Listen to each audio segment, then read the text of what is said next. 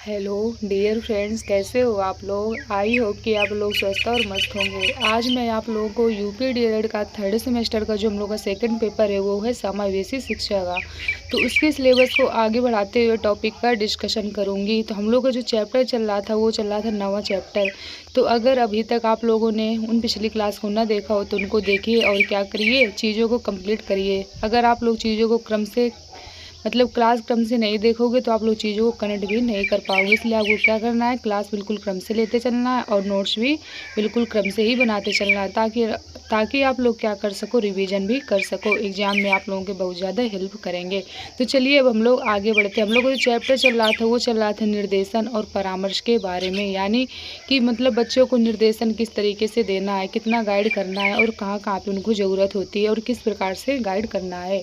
चलिए अब हम लोग आगे बढ़ते हैं और चीज़ों को समझते हैं। जो हम लोग का टॉपिक आएगा वो आएगा विशिष्ट बालकों में निर्देशन व्यवस्था, यानी गाइडेंस इन स्कूल लेवल। इनके बारे में अब जानेंगे। तो कह रहे हैं कि एक ही प्रकार की शिक्षण व्यवस्था को सभी कक्षाओं के लिए सही नहीं माना जाता है। प्रत्येक स्तर पर प्रत्येक स्कूल में निर्देशन देने की व्यवस्था क्या होती है, अलग अलग होती है। ये मैंने आपको कल की क्लास में बता दिया था कि सभी बच्चों को क्या होता है, कि हर क्लास में सेम तो पढ़ाया नहीं जाएगा। जो पढ़ाने का तरीका है तो सेम नहीं रखना चाहिए।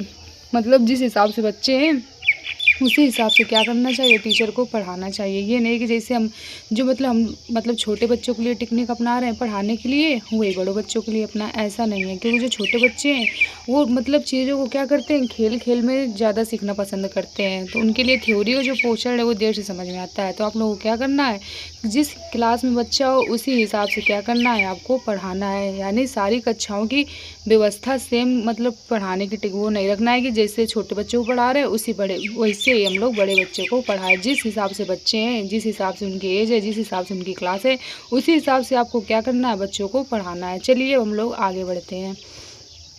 अब जो हम लोग का आ रहा है टॉपिक वो आ रहा है प्राथमिक स्तर पर। चलिए अब जानते हैं कि प्राथमिक स्तर पर जो निर्देशन होता है और परामर्श होता है इसके बारे में जानते हैं। कहा जा रहा है कि इस स्तर के बच्चों को अधिक समस्याएं नहीं होती हैं। इस स्तर पर अध्यापक और प्रधान अध्यापक बच्चों का निर्देशन करते हैं। प्राथमिक स्तर पर क्या होता है, कहा जा रहा है कि जो प्राथमिक हम लोग का होता है वो 1 से 5 तक का ही तो आता है, प्राइमरी स्कूल। तो ये हमारा क्या है, प्राथमिक स्तर है। तो कहा जा रहा है कि इस स्तर के बच्चों को अधिक समस्याएं नहीं होती हैं। इस स्तर पर अध्यापक और प्रधानाध्यापक बच्चों को क्या करते हैं, निर्देशन करते हैं। यानी इस स्तर पर क्या होता है, बच्चों को ज़्यादा दिक्कत नहीं होती है। यानी जो टीचर होते हैं और जो प्रधान अध्यापक होते हैं तो वो क्या करते हैं, बच्चों को निर्देश देते हैं। जहाँ पर भी दिक्कत होती है तो क्या करते हैं, बच्चों को बताते हैं कि कहाँ पर गलत है और कहाँ पर क्या है, सही है और क्या करना है, किस तरीके से आपको कार्य करना है।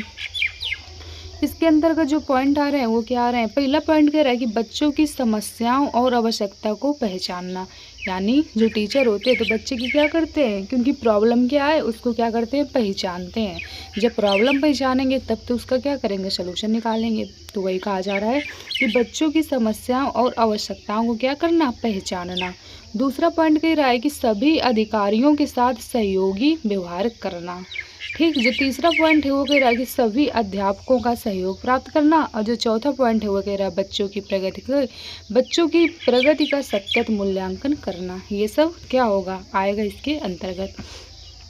अब जो हम लोग का अगला आ रहा है वो आ रहा है माध्यमिक स्तर। अब चलिए जानते हैं कि माध्यमिक स्तर में निर्देशन और परामर्श की क्या आवश्यकता होती है और किस हिसाब से दिया जाता है। कहा जा रहा है कि इस स्तर पर अध्यापक और प्रधानाध्यापक के अलावा निर्देशन समितियों का भी संगठन बनाया जाता है। क्या होता है इसमें अध्यापक होंगे और प्रधानाध्यापक तो होंगे ही होंगे, और कौन होंगे, और निर्देशन समितियों का गठन भी बनाया जाता है। ठीक, बच्चों को निर्देशन करने वाले निर्देशन प्रदाता होते हैं और जो भविष्य में आने वाली चुनौतियों के लिए बच्चों को तथा उनके माता पिता को तैयार करती हैं। साथ ही ये विशिष्ट बच्चों को प्रशिक्षण देती हैं। क्या कहा जा रहा है, कहा जा रहा है कि इस स्तर पर अध्यापक और प्रधानाध्यापक के अलावा और कौन भी होता है, निर्देशन समितियों का संगठन किया जाता है। यानी कुछ बनाई जाती हैं चीज़ें कि जिससे क्या हो, बच्चों को प्रॉफिट हो और उनके माता पिता इस चीज़ को क्या करें, समझें, ताकि जो बच्चों का आगे आने वाला जीवन है तो उससे क्या हो, हेल्प हो सके। ठीक, तो वही कहा गया है कि इस स्तर पर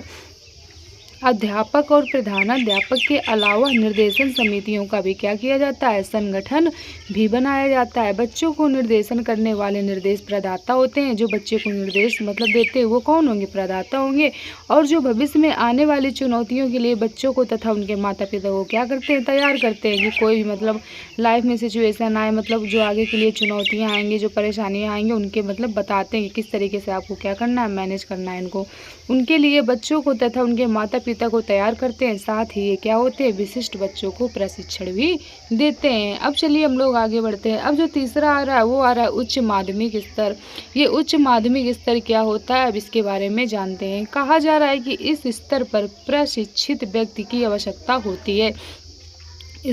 इस स्तर पर किसकी आवश्यकता होती है, इस स्तर पर प्रशिक्षित व्यक्ति की आवश्यकता होती है तथा बच्चों का निर्देशन कक्षा अध्यापक, कक्षा परामर्शदाता बच्चों की आवश्यकताओं व समस्याओं को समझकर उन्हें क्या देते हैं, निर्देशन देते हैं।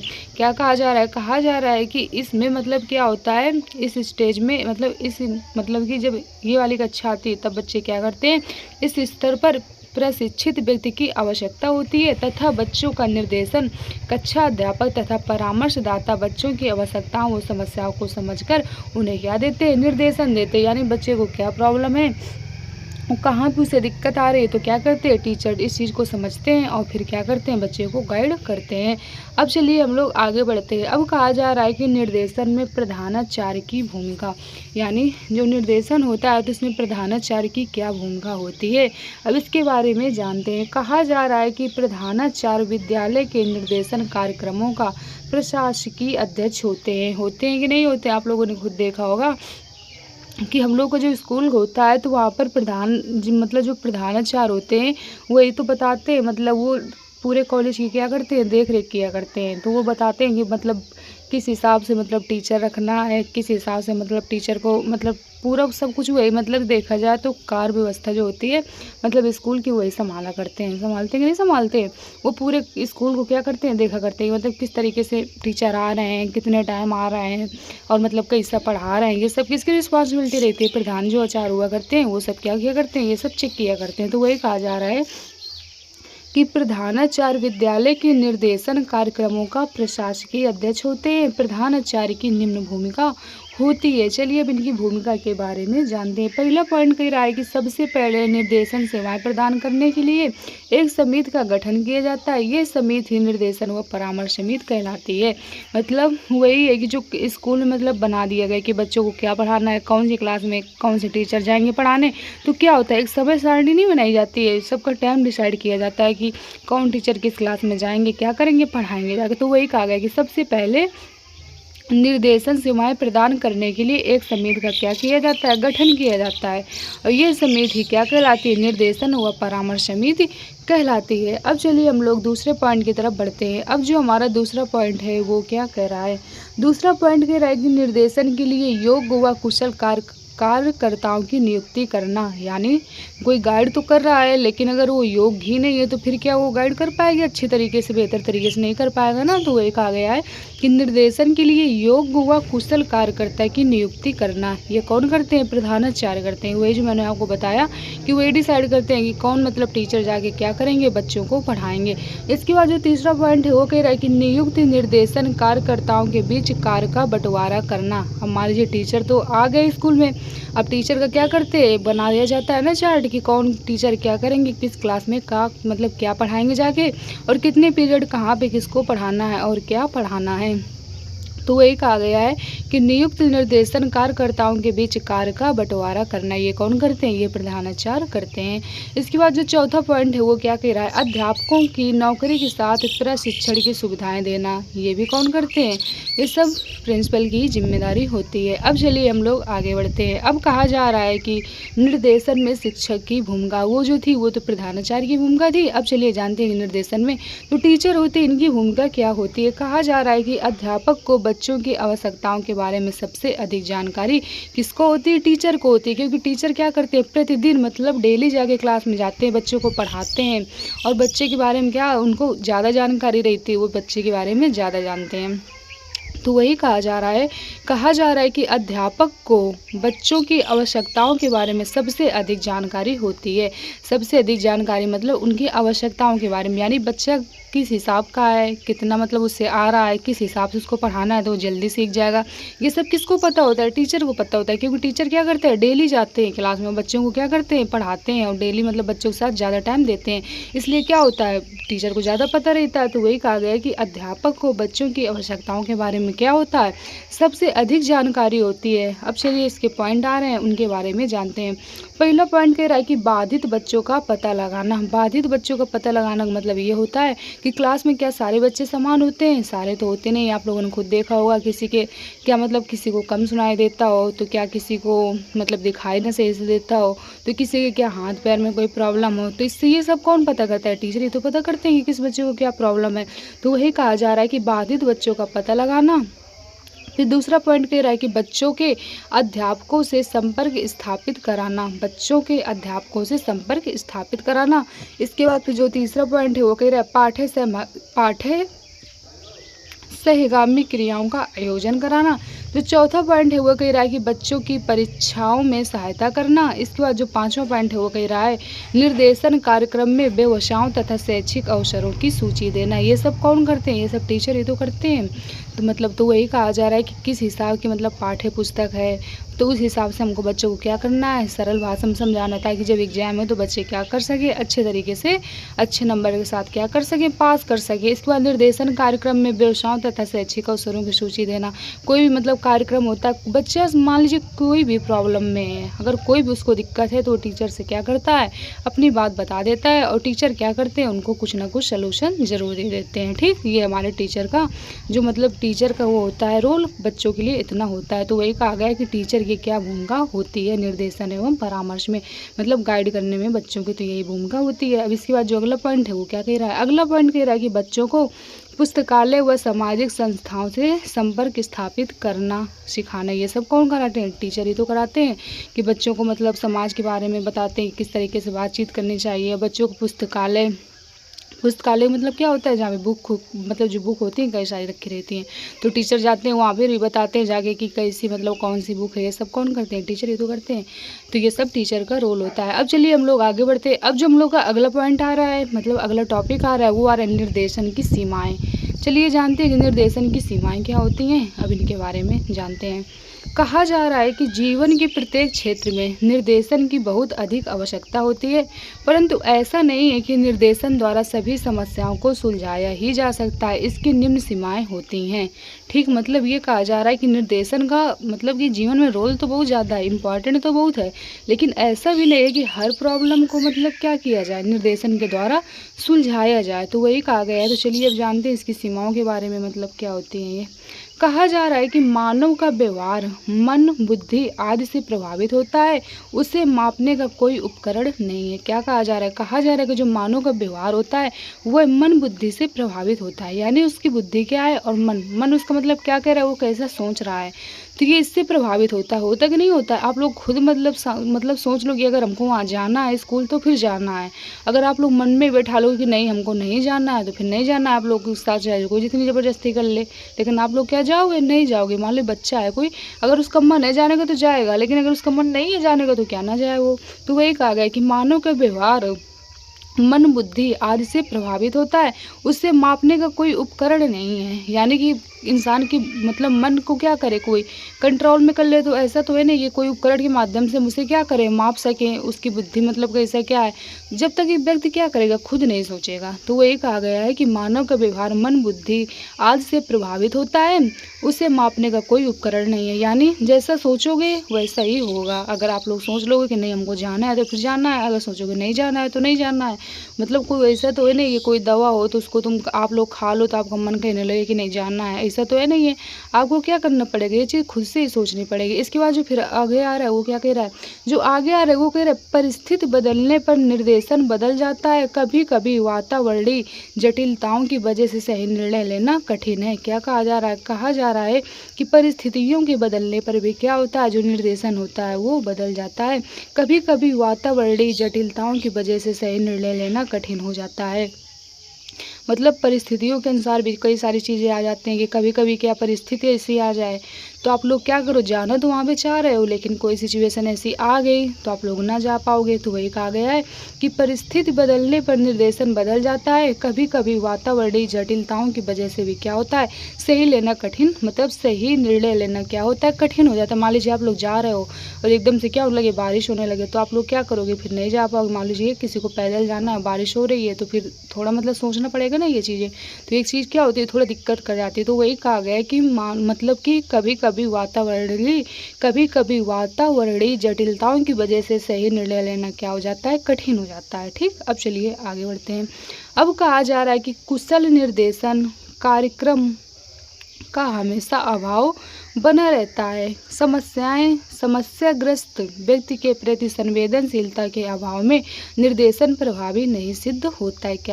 क्या कहा जा रहा है, कहा जा रहा है कि कुशल निर्देशन कार्यकर्ताओं का हमेशा अभाव बना रहता है। समस्याग्रस्त व्यक्ति के प्रति संवेदनशील के अभाव में निर्देशन प्रभावी सिद्ध नहीं होता है। यानी कोई व्यक्ति अगर प्रॉब्लम में है तो फिर वो क्या होगा, वहाँ पर थोड़ा मतलब चीज़ें उतनी बेहतर तरीके से नहीं हो पाएंगी, उसे क्या होगा, थोड़ा टाइम लगेगा। तो वही कहा गया है कि समस्याग्रस्त व्यक्ति के प्रति संवेदनशीलता के अभाव में निर्देशन प्रभावी नहीं सिद्ध होता है। अब चलिए हम लोग मनोवैज्ञानिक आ रहे हैं, वो क्या कह रहे हैं। मनोवैज्ञानिक करें जॉन्स के अनुसार ये क्या करें, ये कह रहे हैं कि मार्गदर्शन एक व्यक्ति के द्वारा दूसरे व्यक्ति को विकल्प चुनने या समायोजन करने तथा अपनी समस्याओं का समाधान करने में दी गई सहायता है। क्या कहा जा रहा है, कहा जा रहा है कि जो निर्देशन या मार्गदर्शन या गाइडेंस होता है तो एक व्यक्ति के द्वारा दूसरे व्यक्ति को, मान लीजिए दूसरे व्यक्ति को विकल्प चुनने, समायोजन करने तथा अपनी समस्याओं का समाधान करने में दी गई सहायता है। क्या कहा जा रहा है, कहा जा रहा है कि जो निर्देशन होता है वो एक व्यक्ति को दूसरे व्यक्ति को क्या है, मतलब देना, एक क्या है, उसकी प्रॉब्लम का सलूशन निकालना है। यही तो हुआ निर्देशन का मतलब। वही मतलब कोई बच्चा है तो कोई प्रॉब्लम में है तो आप क्या करते हो, उसको बताते हो कि इस प्रॉब्लम का क्या करो, इस तरीके से इसका सलूशन निकाल लो। तो ये हमारा क्या हुआ, ये निर्देशन हुआ। अब मान लीजिए कोई बच्चा है, डिसीजन नहीं ले पा रहा है कि हमें क्या करना चाहिए क्या नहीं करना चाहिए, हमारे हिसाब से क्या सही है, तो फिर टीचर क्या करते हैं, बच्चों को बताते हैं।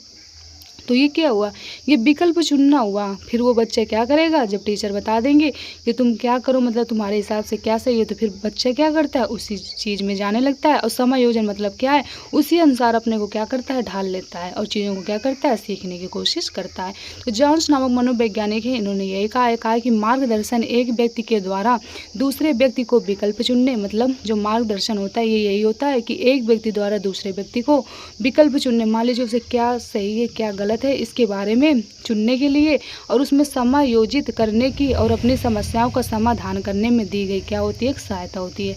इसका मतलब गाइडेंस का मतलब ही सीधा सा बस यही है कि कोई व्यक्ति, मतलब कोई भी दूसरा, आप मतलब कोई भी है इंसान, उसे किसी भी तरीके की कोई भी प्रॉब्लम हो सकती है। मान लीजिए कि उसे कोई प्रॉब्लम है या तो फिर वो कोई से निर्णय नहीं ले पा रहा है, कोई भी प्रॉब्लम होगी, मतलब कोई भी हो सकती है, कोई वो नहीं है कि मतलब एक ही चीज़ हो।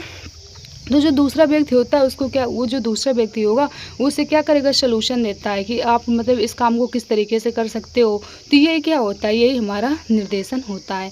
तो आई होप कि आप लोगों को ये जो चैप्टर था बहुत बेहतर तरीके से समझ में आया होगा और आप लोगों ने क्या किया होगा, इसको डेली लाइफ से रिलेट भी किया होगा अपने कि क्या आप लोगों के साथ ऐसा ही होता है। तो होता है कि नहीं होता है, तो बिल्कुल वही पूरा। तो इसी तरीके से आप लोग क्या किया करिए, अपनी लाइफ से कनेक्ट करके चीज़ों को पढ़ा करिए। उसी तरीके से मैं आपको बताती हुई हूँ ताकि आप लोगों को क्या वो चीज़ें अच्छी तरीके से समझ में आ सकें और आप लोग क्या करो, चीज़ों को रटो बिल्कुल भी नहीं। तो चलिए जो हमारी नोट है इसके बारे में पढ़ लेते हैं, यहीं से हमारा चैप्टर क्या होगा, कंप्लीट हो जाएगा। कह रहा है कि अच्छे निर्देशन सेवा बाल केंद्रित होती है। क्या कहा जा रहा है, कहा जा रहा है कि अच्छी निर्देशन सेवा बाल केंद्रित होती है। बाल केंद्रित का मतलब क्या होता है कि चीज़ें क्या हो, बच्चे की रिकॉर्डिंग हो, मतलब टीचर की रिकॉर्डिंग ना हो। मतलब कोई बच्चा अगर प्रॉब्लम में है तो वो प्रॉब्लम में है तो मतलब टीचर उसकी प्रॉब्लम को देखें तब उसका क्या करें, सलूशन बताएं। तो इससे क्या होगा, बच्चा मतलब जल्दी ग्रो करेगा और चीज़ें क्या होगी, अच्छी तरीके से समझ में आएंगे। मान लीजिए क्लास में है तो सारे बच्चे सेम नहीं होते हैं। क्या आप लोगों ने देखा होगा कि बच्चे जब स्कूल जाने स्टार्ट करते हैं तो किसी किसी को क्या होता है, किसी किसी को तो ABCD आती है तो वो क्या करता है, अपना पढ़ना स्टार्ट कर देता है बुक। अब कोई बच्चा गया तो क्या उसे अभी ABCD नहीं आ रही हो, तो फिर टीचर क्या करेंगे? टीचर के पास तो दोनों टाइप के बच्चे होंगे ना जब देखेंगे। एक को क्या, एक को ABCD तो आ रही है तो बुक पढ़ना सीख जाएगा, और एक को नहीं आ रही है तो बुक नहीं पढ़ पाएगा। टीचर ने कह दिया कि लो बुक पढ़ो दोनों लोग, तो वो तो पढ़ लेगा लेकिन वो नहीं पढ़ पाएगा। लेकिन टीचर क्या करेंगे? अगर कहें नहीं तुम्हें पढ़ना है, तो इससे क्या होगा? बच्चा पीछे रह जाएगा। तो टीचर को ध्यान देना है कि जिस बच्चे को ABCD आ रही है तो वो तो बुक पढ़े ले रहा है ईजिली तरीके से, उसे कोई दिक्कत नहीं है। लेकिन जो नहीं पढ़ पा रहा है तो पहले उससे टीचर को क्या करना है? पहले टीचर को ABCD सिखाना है, तब तो बच्चा पढ़ पाएगा बुक। तो वही कहा गया है कि अच्छी निर्देशन सेवा कैसी होनी चाहिए? बाल केंद्रित होती है। अच्छी निर्देशन सेवा यानी जो गाइडेंस है वो बाल केंद्रित, यानी बच्चे की रिकॉर्डिंग होनी चाहिए कि बच्चे को क्या दिक्कत है, उसी हिसाब से टीचर को क्या करना है? गाइड करना है। तो यहाँ से जो हमारा चैप्टर है वो क्या होता है? कंप्लीट होता है। तो आप लोगों को क्या हुआ होगा? चीज़ें बहुत बेहतर तरीके से समझ में आई होंगी, बहुत अच्छी तरीके से समझ में आई होंगी। तो यहाँ से हमारा जो 9वां चैप्टर था वो समाप्त होता है। तो आप लोग क्या करिएगा? वीडियो को दोस्तों तक शेयर करिएगा जिससे कि उनकी भी हेल्प हो सके, और चैनल को लाइक और सब्सक्राइब करिए जिससे आने वाले नोटिफिकेशन आप लोगों को टाइम टू टाइम मिलती रहे। तो चलिए आज क्लास को हम लोग यहीं तक रखते हैं। Okay, thank you.